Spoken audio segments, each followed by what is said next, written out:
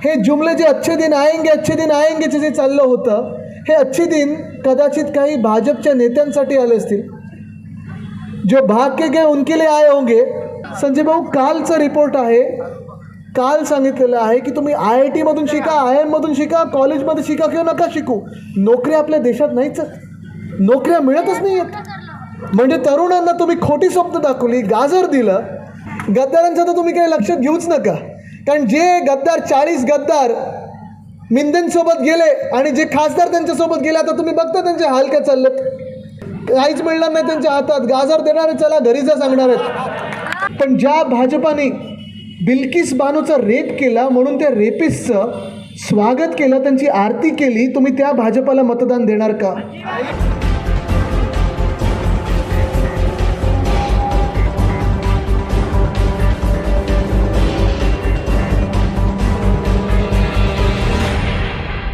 और हम उनको यकीन दिलाना चाहिए दोनों हाथ ऊपर करके कि सब कौम आपके साथ है, सब जात के धर्म, सभी धर्म के लोग आपके साथ हैं. आदित्य जी आप साथ हैं, हम आपके साथ हैं. धन्यवाद. जय हिंद, जय भारत.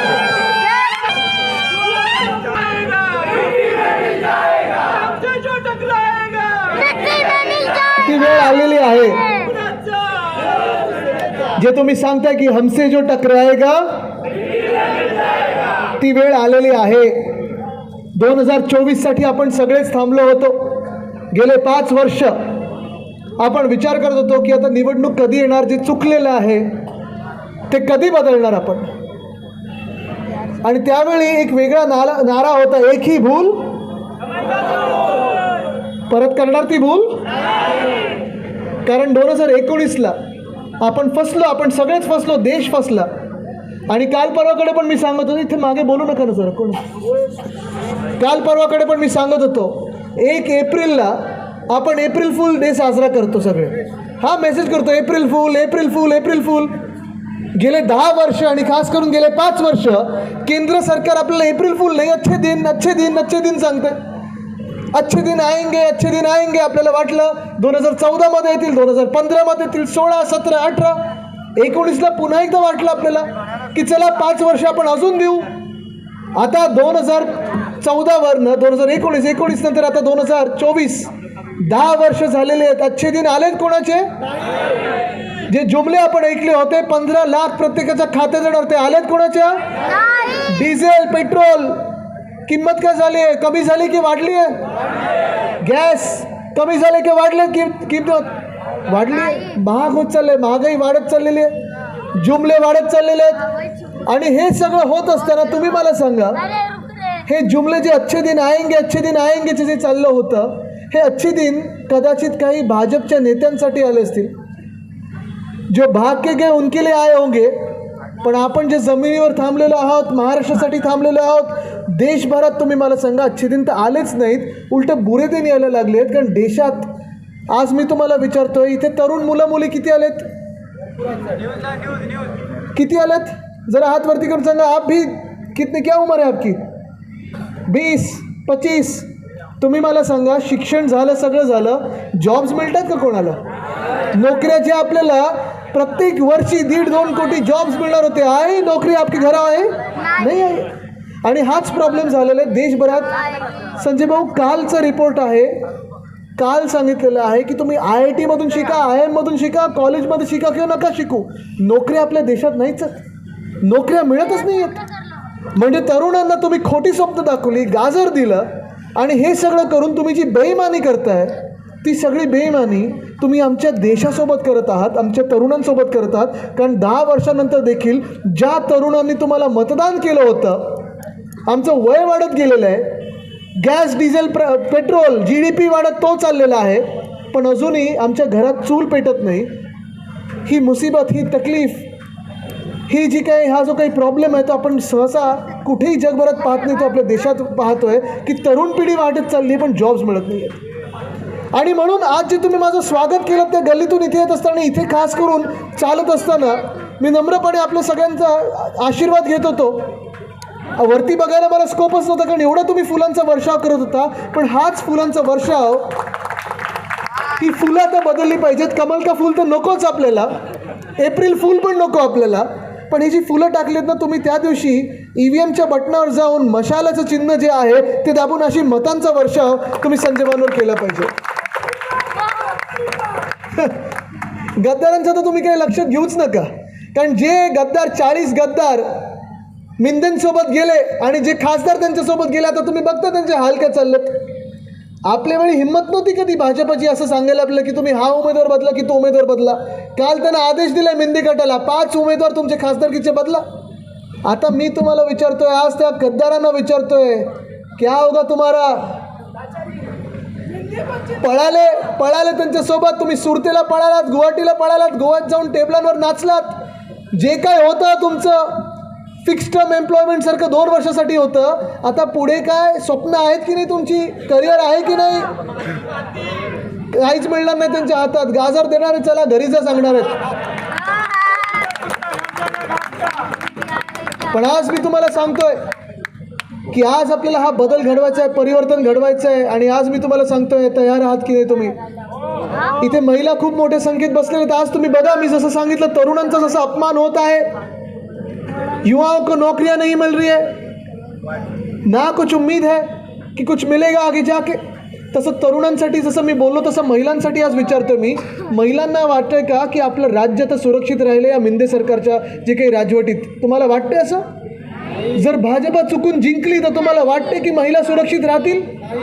आज बघा तुम्ही, या आपल्या मंत्रिमंडळात, राज्याच्या मंत्रिमंडळात जे मिंदे गटाचं मंत्रिमंडळ आहे, त्या मंत्रिमंडळात 2 असे मंत्री आहेत ज्यांनी महिलांवर शिवीगाळ केल्याचा आरोप आहे, अत्याचार केल्याचा आरोप आहे, पण त्यांना काढलं नाही. उद्धव साहेबांनी ज्यांना गेट आउट म्हणून सांगितलं होतं, ती जी संस्कृती आपल्याला वंदनीय हिंदू सम्राट बाळासाहेब ठाकरेंनी सांगितलेली आहे की महिलांचा अपमान आपण सहन करायचा नाही. आज मी तुम्हाला एक सोपा प्रश्न विचारतोय. चला, शिवीगाळ तर वेगळी, अत्याचार केल्याचे आरोप वेगळे, पण ज्या भाजपाने बिल्किस बानोचा रेप केला म्हणून त्या रेपिस्टचं स्वागत केलं, त्यांची आरती केली, तुम्ही त्या भाजपाला मतदान देणार का? तुम्ही त्या भाजपासोबत राहणार का? शिवसेनेची भूमिका स्पष्ट आहे, साफ आहे. आणि आज पण मी त्यांना सांगतोय, दिल्लीने ऐकावं म्हणून मी हिंदीत पण बोलीन कि बिल्किस बानोचा धर्म काही असेल, जात काही असेल, किसी भी धर्म की हो, किसी भी जात की हो, लेकिन जो अत्याचार करेगा उसको फांसी के फंदे ही चढ़ना पड़ेगा, ही अपनी भूमिका आहे. ह्याला बोलतात देश, ह्याला बोलतात धर्म, ह्याला बोलतात संस्कृती. पण आज आपण पाहतो या देशामध्ये ना महिला सुरक्षित आहेत, ना तरुणांना जॉब मिळत आहेत, ना शेतकऱ्यांना काही आश्वासनं जी मिळाली ती पूर्ण होत आहेत. आणि म्हणून मला माहिती आहे तुम्हाला जायचं आहे, तुम्हाला आता वेळ होत चाललेली आहे, 10 वाजायला आलेत, आमच्यावर पण आचारसंहितेचं बंधन आहे. मी जास्ती वेळ घेणार नाही, पुन्हा एकदा आपली प्रचारसभा होणारच आहे. पण आज हा प्रश्न आलेला आहे की आपण दिल्लीच्या दादागिरीसमोर झुकणार का? आज जे महाराष्ट्रद्रोही किंवा महाराष्ट्र विरोधी भाजपा आहे त्यांना तुम्ही मतदान करणार का? आज आपण बघतोय एका भाजपाचे जे उमेदवार आहेत पियुष गोयलजी, त्यांनी परवा इंटरव्ह्यूमध्ये सांगितलं मेरा एक सपना है. हे पियुष गोयलजी बोलतात, मेरा एक सपना है, मुंबई को स्लम फ्री करना है. और स्लम फ्री कैसे करना है? तो सभी जो अपनी झुग्गियाँ हैं, झोपड़ियाँ हैं, उसे जाके हम सॉल्ट पैन में जो वसई विरार है वहाँ सबको शिफ्ट करेंगे. कोणी जाणार तिथे? जायला तयार आहात? आपलं शिवसेनेचं धोरण आहे ते स्पष्ट आहे. जे आपले झोपडपट्टी पुनर्वसन योजना आहे त्याचं धोरण हेच आहे की ज्याची झोपडी जिथे असेल तिथेच आपण त्याला घर देणार. हे शिवसेना म्हणून मी तुम्हाला आज सांगत आहे. पण आपण 10 वर्ष जे ऐकत आलो, प्रधानमंत्री आवास योजना असेल, 2022 पर्यंत सगळ्यांना घर असेल, सबको घर मिलेगा ऐसे सबने किसी ने कहा था, किसी नेता ने कहा था, मिला है किसी को घर? नहीं मिला. आणि म्हणून आज मी तुम्हाला प्रश्न विचारतोय की जे पियुष गोयल तुम्हाला सांगत आहेत, भाजपचं जे स्वप्न आहे की आम्ही सगळे झोपडपट्ट्या मुंबईतून काढून वसई विरार किंवा वडाळा किंवा जिथे मिठागर आहेत तिथे टाकणार, तुम्ही त्यांना निवडून देणार का? त्या भाजपला तुम्ही मतदान करणार का? हे स्वप्न तुम्ही लक्षात घ्या, कारण ही स्वप्न नुसतं एका उमेदवाराची नाहीत तर संपूर्ण पक्षाची आहेत. आज इथे संजय भाऊ तुमच्या सोबत उभे आहेत, आम्ही सगळे शिवसेना म्हणून सोबत आहोत.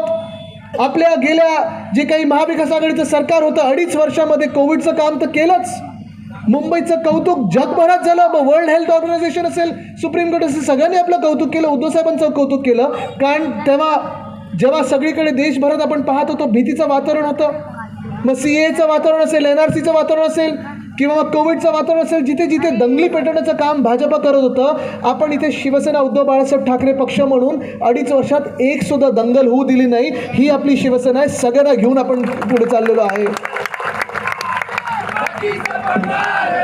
कारण जो कोणी या महाराष्ट्राचा भूमिपुत्र असेल, जो कोणी या महाराष्ट्र प्रेमी असेल, जातपात धर्म न बघता आपण त्याची सेवा केली होती आणि पुढे देखील करत राहणार. हा मी तुम्हाला शब्द आज इथे द्यायला आलेलो आहे. कदाचित भाजपचे लोक येतील, तुम्हाला सांगतील की सबका साथ सबका विकास, सबका साथ नकोच आहे त्यांना पोलरायझेशन हवं आहे. त्यांना जातीमध्ये, धर्मामध्ये, जिल्ह्यामध्ये भांडणं लावायला पाहिजे. जेव्हा आपण भांडतो तेव्हा त्यांची पोळी भाजली जाते. ही पोळी तुम्ही त्यांना भाजू देणार का? त्यांचा सबका साथ सबका विकासमध्ये विकास कोणाचा होतो? तर त्यांच्या मित्रांचा होतो, त्यांच्या बिल्डरांचा होतो, त्यांच्या कॉन्ट्रॅक्टरांचा होतो, त्यांच्या उद्योगपत्यांचा होतो आणि ED IT CBIचा होतो. पण हा विकास कधी देशाचा झाला नाही. ते चित्र आपल्याला बदलायचं आहे. आज आपण पाहत आहोत बिहारमध्ये देखील माझ्याच वयाचे जे तेजस्वी यादव आहेत ते पण लढत आहेत. तिथे पण ते बदल घडवणार आहेत. आज मी तुम्हाला विचारतोय, तुम्ही बदल घडवणार की नाही? तुम्ही इथे शिवसेनेचा उमेदवार जिंकून देणार की नाही? आज जर तुम्हाला शिवसेनेचा उमेदवार जिंकून द्यायचा असेल तर मी तुम्हाला विचारतोय, आपलं चिन्ह कुठचं आहे? चिन्ह कुठचं आहे? चिन्ह कुठचं आहे? निवडून देणार की नाही? देणार की नाही? जीत होगी विशाल, चिन्ह है. जीत होगी विशाल, चिन्ह है. जीत होगी विशाल, चिन्ह है. आणि उद्धव साहेबांनी जो नारा दिलाय दिल्लीत, तो इथे पण द्यायचा आहे. अब की बार, अब की बार, अब की बार. जय हिंद, जय महाराष्ट्र, वंदे मातरम. हमारा हिंदुत्ववाद है मुंह में राम और हाथों को काम और सब धर्मों का सम्मान. ये हमारा हिंदुत्ववाद है. 15 अगस्त 1947 का जो दिन था वो भी रमजान का दिन था.